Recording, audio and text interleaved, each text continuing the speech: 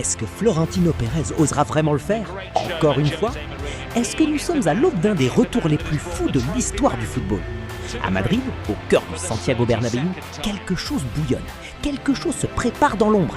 Et le nom qui circule? Ce n'est pas n'importe qui, c'est The Special One, José Mourinho. Imaginez un instant. Les supporters du Real Madrid vivent une période très difficile. Une saison qui échappe, des rêves qui s'effondrent et un écart qui se creuse avec le rival éternel, le FC Barcelone. Élimination douloureuse en Ligue des Champions de l'UEFA et le spectre d'une saison blanche qui plane. Est-ce vraiment le Real Madrid que nous connaissons?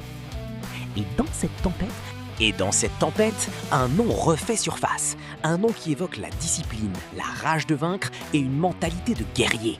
José Mourinho, l'homme qui a transformé l'ADN du club il y a plus d'une décennie.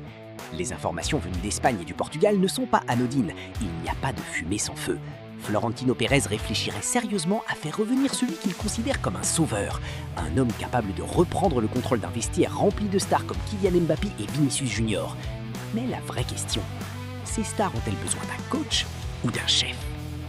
Aujourd'hui, Mourinho est sous contrat avec Benfica jusqu'en 2027. Mais attention, une clause secrète pourrait tout changer. Une clause qui lui permettrait de partir gratuitement si le Real Madrid frappe à la porte. Et ce qui alimente encore plus le mystère, c'est sa réponse récente. Il n'a ni confirmé ni démenti. Il a simplement dit « Je ne peux pas garantir que je serai à Benfica la saison prochaine ». Un message caché? Une stratégie? Ou simplement du Mourinho pur et dur? Mais à Madrid, tout le monde n'est pas d'accord. Le débat est explosif. Les partisans y voient le retour du seul homme capable de remettre de l'ordre, de canaliser les égos et surtout de transformer Kylian Mbappé en une machine tactique encore plus redoutable. Les fans du Mourinismo rêvent déjà. Ils veulent revoir cette énergie, cette arrogance contrôlée, ces conférences de presse légendaires. Mais les opposants, eux, sont inquiets, très inquiets. Ils n'ont pas oublié la fin chaotique de son premier passage en 2013, les tensions, les conflits internes et une atmosphère électrique dans le vestiaire. Une partie de la direction préférerait un profil plus moderne, plus calme, des noms comme Jürgen Klopp reviennent avec insistance et même celui de Zinedine Zidane, une légende du club, synonyme de succès et de sérénité. Mais soyons honnêtes, le Real Madrid a-t-il besoin de calme ou d'un électrochoc?